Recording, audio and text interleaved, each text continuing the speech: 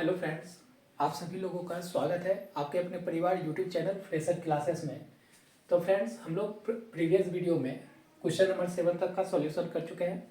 आज question number 8 है। चलिए क्वेश्चन स्टार्ट करते हैं बिना समय गवाए। तो क्वेश्चन क्या बोलता है, पढ़ लेते हैं एक बार। निम्नलिखित में से कौन सा 11,1111 संख्या का प्रतिनिधित्व करता है। आपको 4 ऑप्शन दिए गए हैं। इस 4 ऑप्शन में बताना है कि 11,1111 ये चारों में से कौन सा किसको इस तरह से लिखा जा सकता है।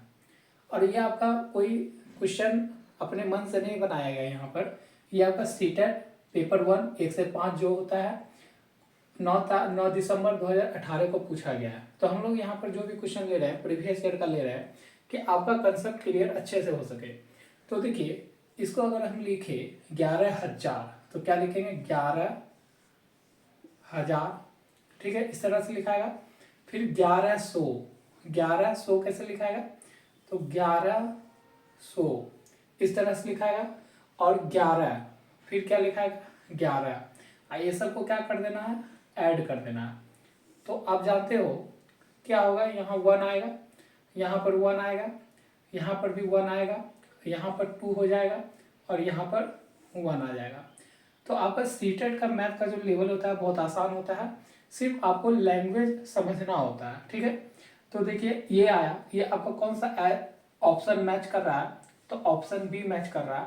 तो आपका राइट आंसर ऑप्शन बी हो जाएगा, ठीक है। तो आप लोग को मैं आशा करता हूँ समझ में आया होगा, ठीक है। चलते हैं नेक्स्ट क्वेश्चन की ओर।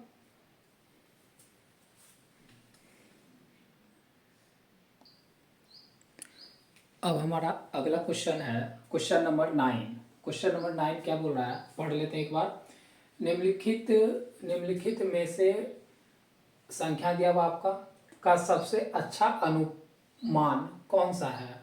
अनुमान लगाना, आपको ये प्रश्न क्या है, इस संख्या का सबसे अच्छा अनुमान लगाना है, ठीक है। और ऑप्शन इस तरह से है। तो ये भी देखिए फ्रैक्स, ये भी भिन्न में है और ये भी यहाँ भी आंसर आपको भिन्न में है। तो कहना क्या चाहता है कि ये संख्या किसके नज़दीक है, ये 4 ऑप्शन में किसके ज़्यादा नज़दीक है, ऐसा आपको अनुमान लगाना है। और ये देखिए सीटेट पेपर 1 1 से 5 9 दिसंबर 2018 को पूछा हुआ प्रश्न है।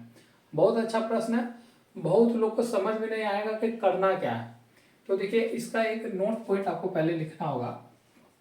अगर इस तरह का क्वेश्चन दे दे तो इसमें एक आपको नोट कर लीजिए कि आपको रखना है कि जब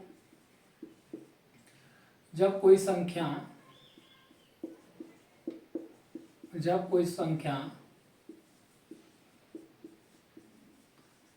संख्या दशमलव में दिया हो तो उसका नज़दीकी संख्या पूर्णांक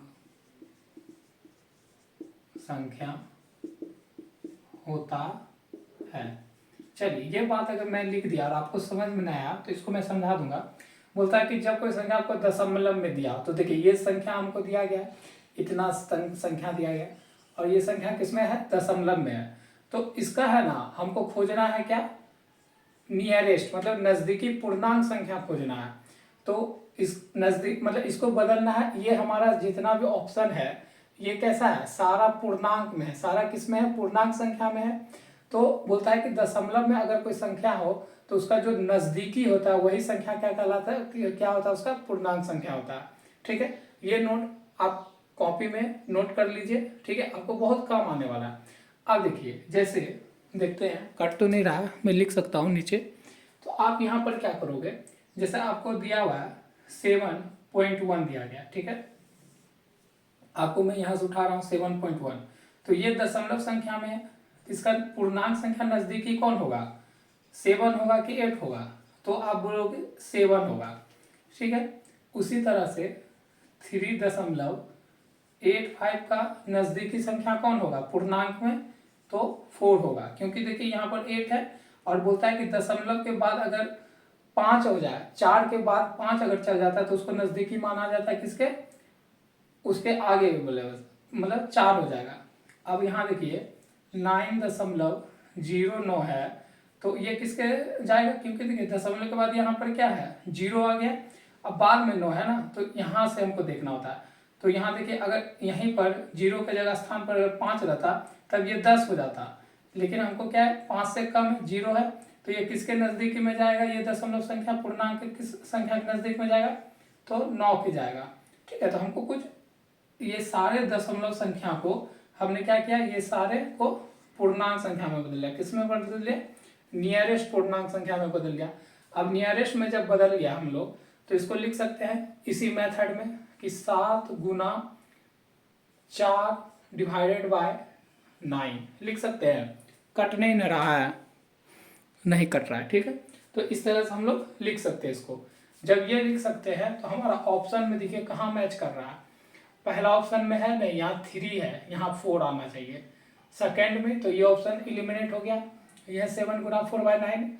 ऑप्शन बी मिल रहा है, सी में 10 है, तो 10 तो हमारा आया नहीं, तो ऑप्शन बी हमारा क्या हो गया, ऑप्शन बी हमारा राइट आंसर हो जाएगा। ठीक है, तो ये प्रश्न में देखिए सीटेट का लेवल ही इसी तरह का होता है, लेकिन क्वेश्चन का थोड़ा सा मतलब क्या बोलिए, लैंग्वेज बहुत ही अजीब रहता है, तो इसी को आपको समझना है। ठीक है, तो इस चैनल में आपको अगर 2 क्वेश्चन अच्छा लगा हो तो आप इस चैनल पढ़ाने का तरीका अच्छा लग रहा है, तो अगर आप नए हैं चैनल पर तो चैनल को सब्सक्राइब कर लीजिए और कमेंट करके बताइए कि आपको सॉल्यूशन कैसा लग रहा है, सही से मैं बता पा रहा हूँ कि नहीं। ठीक है, आपका कमेंट बहुत महत्वपूर्ण होता है, हमको एनर्जी देता है कि आगे वीडियो बनाने का। तो आप लोग जरूर कमेंट करिए और सब्सक्राइब कर दीजिए अगर चैनल पर नए हैं, और जो पुराने बच्चे सब्सक्राइब कर चुके हैं उनको दिल से धन्यवाद।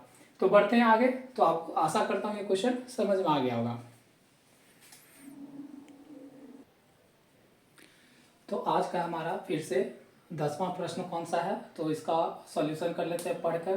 क्या बोलना चाहता है, तो निम्नलिखित में से किसकी लागत अधिक है, बोलना चाहता है कि निम्नलिखित में से किसकी लागत अधिक है। तो दो आपको कंडीशन दिया गया, ठीक है, तो इसमें खोजना है आपको किसकी लागत, लागत मतलब कॉस्ट मतलब खर्च किस पे ज़्यादा पड़ रहा है। तो देखिए बोल रहा है कि एक चीज़ है, मतलब रुपीज़ बोल रहा है 250 प्रत्येक पैकेट वाले 200 पैकेट।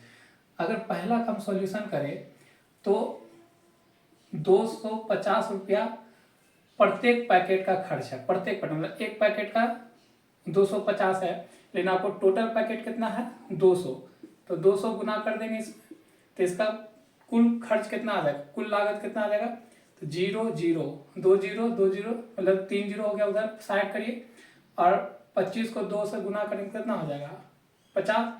तो एक पैकेट को खरीदने में 250 रुपया लग रहा है, तो 200 पैकेट खरीदने में 5000 खर्च हो रहा है, तो ये हो गया लागत पहला कंडीशन का। दूसरा क्या बोल रहा है कि 250 रुपया है प्रत्येक वस्तु के 20 दर्जन। इसमें थोड़ा सा यहाँ पर ध्यान देना है कि आपको समझना होगा कि प्रत्येक वस्तु का मतलब एक वस्तु का कीमत कितना है 250 है, या एक कीमत को खरीदने में कितना रुपया खर्च हो रहा है 250। तो बोल रहा है कि वैसे वस्तु कितने खरीदने आपको 20 दर्जन। तो यहाँ पर एक दर्जन बराबर कितना होता है 12, मतलब एक दर्जन में कितने वस्तु आते हैं 12 वस्तु आते हैं। ठीक है, तो यहाँ पर बोल रहा है 20 दर्जन, कितना बोल रहा है 20 दर्जन, तो 20 दर्जन में कितना होगा, तो 12 गुना 20 हो जाएगा, तो कुल कितना हो जाएगा 240 वस्तु। कितने टोटल वस्तु हो जाएंगे 240 वस्तु। अब हमारा क्या किए कि 20 दर्जन जो वस्तु था उसको बदल लिया किसमें, मतलब 20 दर्जन को किसमें बदल लिया 240 वस्तु में। अब 240 वस्तु को खरीद रहा है, तो एक वस्तु को खरीदने में 250 रुपया, तो 240 वस्तु खरीदने में कितना लगेगा, तो आप ही गुना करोगे तो 0 0, और यहाँ पर 25 और 24 को गुना करेंगे तो 25 और 24, ये गुना करेंगे 20, ये गुना करेंगे 4, ये 10 और ये 8, 10 18। ठीक है, तो 0 10 और यहाँ 5 1 6, तो यहाँ पर हमारा कितना आ जाएगा, यहाँ पर आ जाएगा इस तरह से, इतना ही आएगा ना। हाँ, ठीक है। तो हमारा इस तरह से मतलब 20 दर्जन वस्तु खरीदने में अगर 250 रुपया के प्रत्येक वस्तु का दाम है और 20 दर्जन खरीदना है तो कुल खर्च कितना पड़ेगा, कुल लागत कितना पड़ेगा, तो 60,000 पड़ेगा। तो ये ज़्यादा लागत दिखा रहा है, कौन वाला दिखा रहा है, ऑप्शन 2 वाला। तो हमारा यहाँ पर पूछ रहा था कि किसकी लागत अधिक होगी, तो ऑप्शन बी हो जाएगा। बी का लागत क्या होगा, बहुत हो जाएगा, ठीक है, क्योंकि यहाँ पर आपको दिख रहा है। तो इस तरह से आपको समझ में आया होगा। यहाँ पर थोड़ा सा कंसेप्ट था कि 1 दर्जन में 12 वस्तु, तो 20 दर्जन में 12 से गुना कर देंगे 20 को, ठीक है। हमारा कुल वस्तु निकल जाएगा। कुल वस्तु को एक वस्तु खरीदने में इतना, तो 240 वस्तु को खरीदने में कितना लगा देंगे, हमारा आंसर आ जाएगा। तो इस तरह से आपका ऑप्शन बी राइट हो जाएगा इस प्रश्न का। तो अगर वीडियो पसंद आए और सॉल्यूशन पसंद आए फ्रेंड्स तो कमेंट करिएगा। मिलते हैं आपसे नेक्स्ट वीडियो में। आज के लिए बस इतना ही, धन्यवाद।